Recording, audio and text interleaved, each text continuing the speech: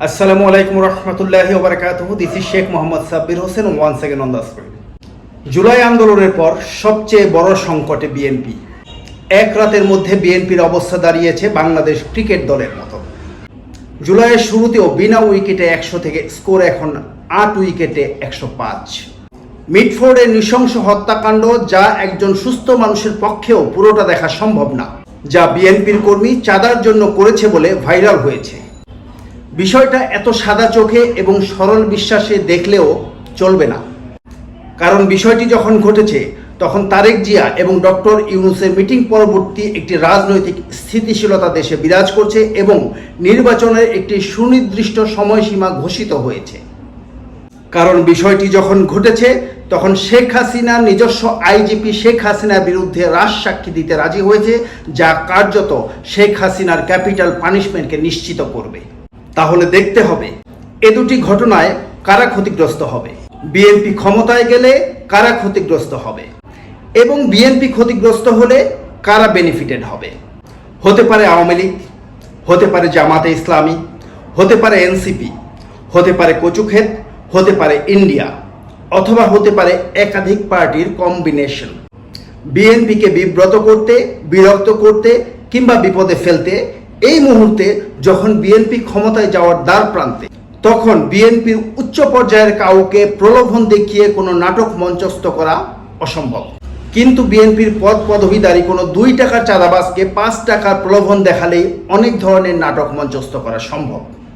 আর 2 টাকার চাঁদাবাজ যখন বিএনপির, তখন তার কনসিকুয়েন্স বিএনপির ওপরই বর্তাবে, এটাই স্বাভাবিক। কিন্তু সেই কনসিকুয়েন্স মানে অশ্লীল ভাষায় স্লোগান নয়, টিনের চালে কাউয়া কিংবা 1 2 3 4। অতীত ভুলে সাম্প্রতিক সময়ে রাজনৈতিক ধৈর্য, সহনশীলতা ও প্রজ্ঞা দেখানো তারেক জিয়া এমন কিছু করেননি যে কনসিকুয়েন্সের স্লোগানের ভাষা হবে 1 2 3 4 কিংবা টিনের চালে কাউয়া।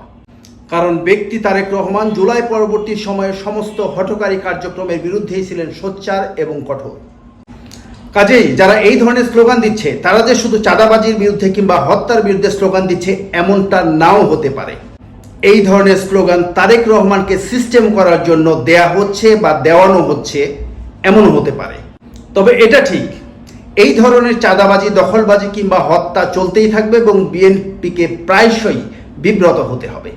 বিএনপিকেও সব কিছু নিয়ন্ত্রণ করা সম্ভব না হলেও নিয়ন্ত্রণের চেষ্টা আই ক্যাচিং বা লুক্রেটিভ হতে হবে। গতানুগতিক রাজনীতি পরিহার করে নতুনত্ব আনতে হবে।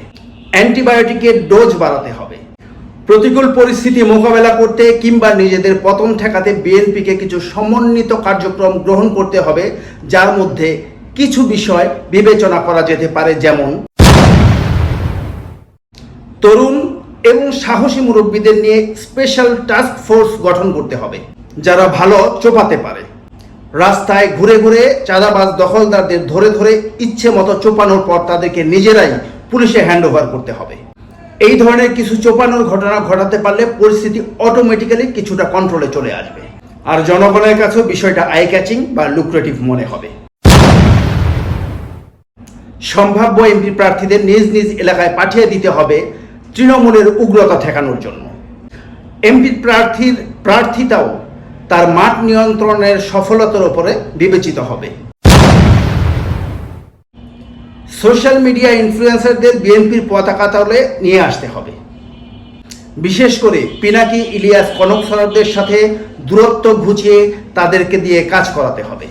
ফাহাম আব্দুল সালামদের চাইতে পিনাকি, ইলিয়াসদের দক্ষতা, যোগ্যতা এবং ইনফ্লুয়েন্স করার ক্ষমতা বেশি, এটা মানতেই হবে।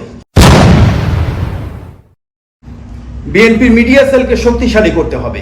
ডক্টর জাহিদের মতো স্থির মানুষের পাশাপাশি অস্থির, চঞ্চল তরুণ প্রজন্মকে ইনক্লুড করতে হবে, যাদের আচরণ হবে আওয়ামী লীগের নিঝুম মজুমদার কিংবা নাহিদ রহিমদের মতো রুচিহীন মানুষের বিপরীত কিন্তু ইফেক্টিভ। অভিজ্ঞ পিনাকিদের পাশাপাশি সালমান মুক্তাদিরের মতো তরুণ জেনজিদের অন্তর্ভুক্ত করতে হবে, যাদের সোশ্যাল মিডিয়ার সৃজনশীলতা অসাধারণ। আওয়ামী বিরোধী এবং অবিতর্কিত সাংস্কৃতিক ব্যক্তিত্বদের মাঠে নামাতে হবে। আসিফ আদনান, শায়েখ আহমদুল্লাহ কিংবা সর্বজন গ্রাহ্য আলেমদের বিএনপিতে অতিথি হিসেবে নিয়ে আসতে হবে কিংবা উপদেষ্টা হিসেবে নিয়োগ করতে হবে। ঠিকঠাক ব্যক্তিকে ঠিকঠাক জায়গায় নিয়ে আসতে পারলে এর কার্যকারিতা হবে অসাধারণ। আগামী নির্বাচনে উল্লেখযোগ্য সংখ্যক অবিতর্কিত তরুণকে প্রার্থী করতে হবে। দক্ষিণ সিটি কর্পোরেশন নিয়ে দৃশ্যপটে আসা ইশরাক হোসেন হতে পারতেন একটা ভালো উদাহরণ, কিন্তু ওই ঘটনায় তিনি বিতর্কিত হয়েছেন। 2 কোটি তরুণ ভোটারকে বিএনপির দিকে ডাইভার্ট করতে হলে তরুণ প্রজন্মকে ইনক্লুড করা এবং তরুণ প্রার্থী ঘোষণা করা অলরেডি লেট। সবশেষে তারেক জিয়া দেশে আসা না পর্যন্ত জিয়া পরিবারের কাউকে বিএনপির নেতৃত্ব গ্রহণ করতে হবে। মুখ চেনা মুরব্বীদের নেতৃত্ব এখন আর কোনো ধরনের প্রভাব বিস্তার করতে পারছে না, পারবেও না। তাকে হতে হবে অন্যায়ের বিরুদ্ধে কঠোর এবং তাৎক্ষণিক পদক্ষেপ গ্রহণকারী। এক্ষেত্রে মোস্ট সুইটেবল পারসন হতে পারেন ডক্টর জোবাইদা রহমান। বিএনপি যদি প্রজন্মের ভাষা না বোঝে, বিএনপি যদি জনগণের চাহিদা না বোঝে, বিএনপি যদি সময়ের প্রয়োজন না বোঝে, বিএনপি যদি কিছু আই ক্যাচিং এবং লুক্রেটিভ পদক্ষেপ গ্রহণ করতে না পারে বা কোনো র্যাডিক্যাল চেঞ্জ আনতে না পারে, তাহলে বিএনপি কিংবা তারেক জিয়াকে হয়তো টিনের চালে কাউয়া কিংবা 1, 2, 3, 4 চাইতে আরো ভয়াবহ স্লোগান, আরো ভয়াবহ পরিস্থিতি মোকাবেলা করতে হতে পারে। সাথে থাকবেন। আসসালামু আলাইকুম ওয়া রাহমাতুল্লাহি ওয়া বারাকাতুহু।